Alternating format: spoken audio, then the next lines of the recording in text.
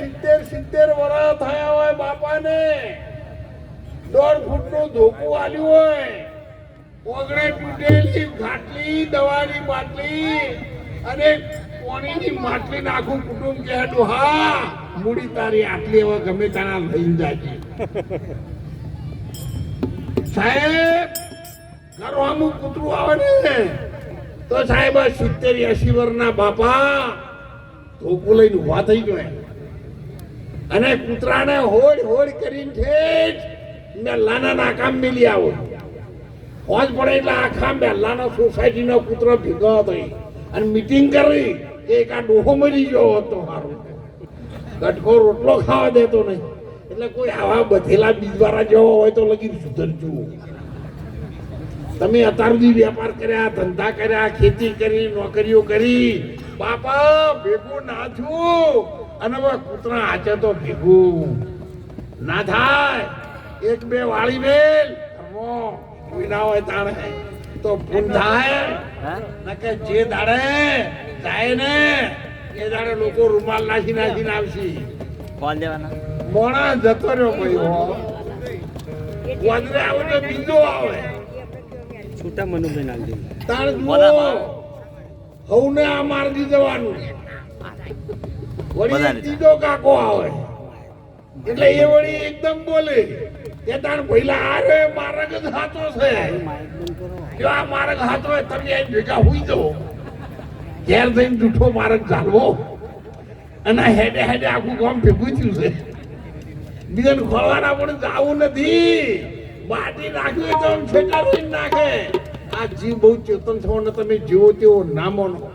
આ તો બહુ હોશિયાર છે. અને મહાભારતની ખબર છે, અને રામાયણની ખબર છે, અને ગીતાની ખબર છે.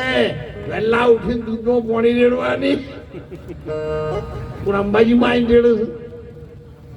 બળિયા દેવાઈને સવારે પાણી ઢબઢબાવું છું. બધું આપણે માતાજી આગળ ખોળા નાખીએ.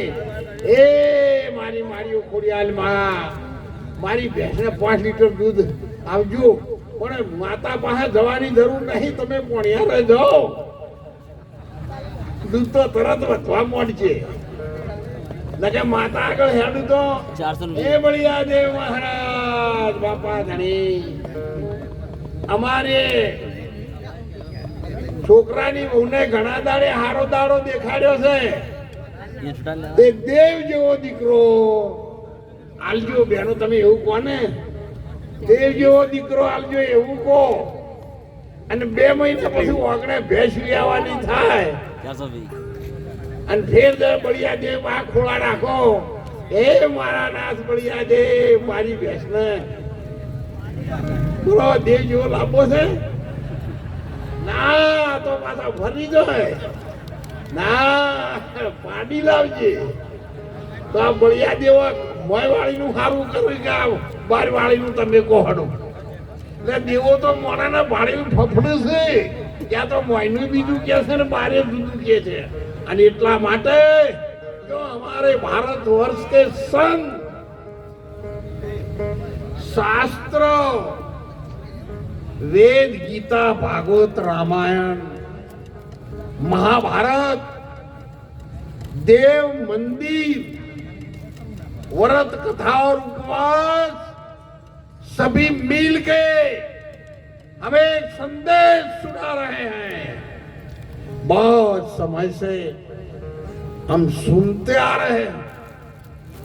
आप सब लोग ज्ञानी हो, समझदार हो, समझ सकते हो, फिर भी हमारे संतों ने और शास्त्रों ने बार बार पुकार किया है कि जब तक रहेगी ये जिंदगी, जब तक रहेगी ये जिंदगी फुर्सत नहीं मिलेगी काम से, कुछ ऐसा समय निकालो और प्यार करी लो श्री राम।